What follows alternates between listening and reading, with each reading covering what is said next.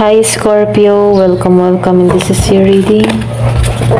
Be open-minded po, hindi po halos lahat makaresonate. Thank you nga po pala sa mga nagsusubscribe, sa mga bumabalik. Maraming pong salamat. Give me the message for Scorpio. Ano yung mensahe sa'yo? Give me the message for Scorpio. Ano yung mensahe sa'yo? Give me the message for Scorpio. Ano yung mensahe sa'yo?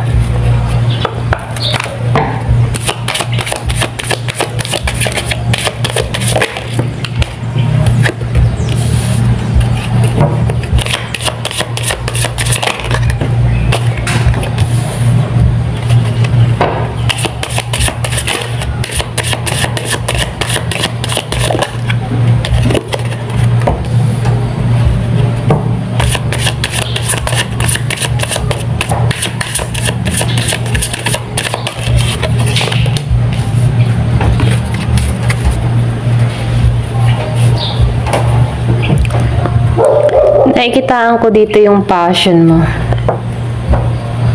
Nakikitaan ko rin dito yung kapayapaan mo. Kiniklear mo yung mind mo. Marami kang natutunan sa mga naranasan mo, sa nakaraan mo. Ginagamit mo na dito yung intuition mo. Yung iba sa inyo nag-isolate, mas pinipili mo muna ang mapag-isa, mag-focus sa ikauunlad mo, mag-focus sa sarili mo. Ganun yung energy mo dito. So, nakikitaan ko dito, sinusunod mo yung intuition mo, sinusunod mo yung kutob mo sa mga bawat desisyon na ginagawa mo. Meron akong nakikitang transformation na nangyayari sa'yo, na kung saan lalo kang lumalago. Meron din ako nakikitang bagong simula. Yung iba sa inyo, naghahangad ka ng bagong simula. Kasi dito, nagiging ka ng logic sa sitwasyon, ginagamit mo na dito yung utak mo sa mga nangyayari sa buhay mo. Tumungo ka sa malaking pagbabago, sa transformation. Yung iba sa inyo, unti-unting naghilom sa mga nangyayari sa nakaraan. Nakikitaan ko dito yung solid foundation para sa sarili mo. Yung mga pinapanalangin mo dito ay unti-unting nagaganap sa'yo. Andito yung pagnanais mo, andun yung passion mo. Nakikita ko dito, overprotected ka sa energy mo. Very grounded, hindi mo basta-basta. Yung bang tipo na hindi ka basta-basta nagtitiwala. So nakikita ko dito, naninindigan ka para sa sarili mo. Meron din ako nakikita ditong tao dun sa iba. Meron ditong tao na nagmamahal sa'yo. Andun yung care ng tao na to sa'yo. Kung meron kang kadiling dito na Scorpio, Cancer, and Pisces. Yung iba sa inyo, alam mo na yung gusto mong mangyari sa buhay mo. Meron kang vision sa sarili mo. Meron ka ng mga nilalarawan sa kung anong gusto mong mangyari. Yung iba nagtatry na manifestation. So, nakikitaan ko dito, marami ka nang natutunan na nagpapalago sa'yo. Alam mo na yung gusto mo. Kaya dito, meron ditong bagong simula na naghihintay sa'yo.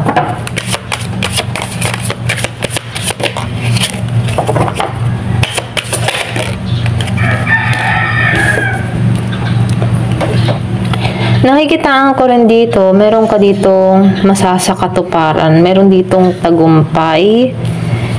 Meron din akong nakikita dito na malaking pagbabago. May magical.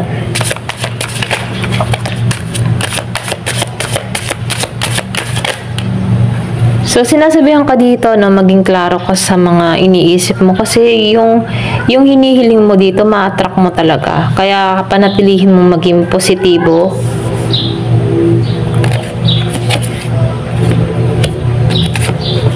So, sinasabihan ka rin dito, once na merong magandang nangyayari sa'yo, be humble. Kailangan maging mapagkumbaba, huwag kang magbabago. Kailangan palaging down to earth kasi pwedeng may mawala sa'yo. Okay? Konting babala. Kapag umaangat na, huwag magbabago. Huwag magiging madamot. Huwag magiging yung bang mayabang, ganyan. Kasi pwedeng may mawala sa'yo dito. Alam mo na yung hirap ng sitwasyon sa nakaraan. Kaya huwag ka magbabago. Kailangan mong panatilihing down to earth, manalangin, magdasal. Yung iba kasi kapag halimbawa na umaayos na yung buhay, umiigi na, nakakalimot, nagmamataas. So sinasabihan ka dito, huwag kang magmamataas. Pwedeng mawala to dito sa Five of Pentacles. Meron ako nakikitang offer din sa iba. So sinasabihan ka dito, kung ano naman yung i-offer sa'yo, pag-isipan mong maigi kung tatanggapin mo to o hindi. Huwag ka basta-basta na kukunin agad-agad tong offer na to. Kasi pwedeng may mawala din sa'yo dito. Meron dito mag-o-offer sa'yo na tuso. Kumbaga, lilinlangin ka nito. Ayan. Kaya sinasabihan ka dito, once na sa usaping pera, magi kang wise dito. Kasi meron ako nakitang mapaglinlang na tao. Pwedeng yung mga pinundar mo, pwedeng utakan ka nito. So, sinasabihan ka dito, be wise.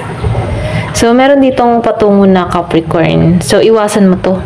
Kumbaga, itong tao na to ay masyadong mapaglinlang, tuso. Ayan.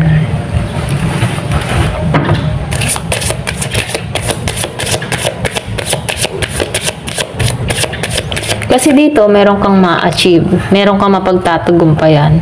The more na meron kang na-achieve, lapitin ka din sa mga tuso.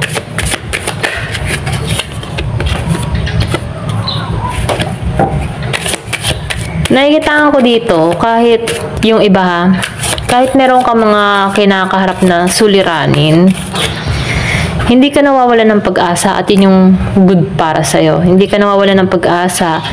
Andun yung iyong faith sa mga gusto mong mangyari. Meron kang mga nasa sa isip, meron kang vision na gusto mong makamit ito. Hindi ka takot na mag-try, hindi ka takot na sumugal, hindi ka takot na mag-travel. Kasi alam mo sa sarili mo na merong magandang naghihintay sa'yo. So, nakikita ko dito, merong message kang marireceive, merong tawag dun sa iba, na kung saan alam mo sa sarili mo magtatagumpay ka. Okay? Yung iba sa inyo, nandito kasi stage ng nagsisimula pa lang. Start ulit mula sa umpisa. Meron ka mga pinag-iisipan dito. Kung alin ba yung tatahakin mo. Dito ba o doon ba? Yung iba sa inyo, pwedeng dalawa yung offer na dumating sa'yo, dalawang tawag, trabaho. Pinag-iisipan mo dito kung alin yung tatahakin mo. Dito sa kabila o dito sa kabila.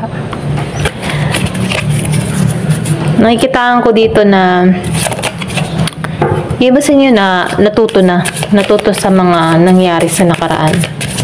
Kaya dito, handa ka na sa panibagong yugto, panibagong simula na kung saan punong-puno ka ng pag-asa. Ayan.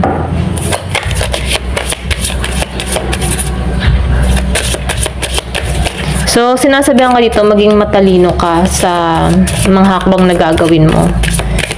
Kung meron man dumating na dalawang tawag sa'yo, pwedeng offer, pag-isipan mong maigi. Kung alin ba dito sa mga to. Okay? Pag-pray mo.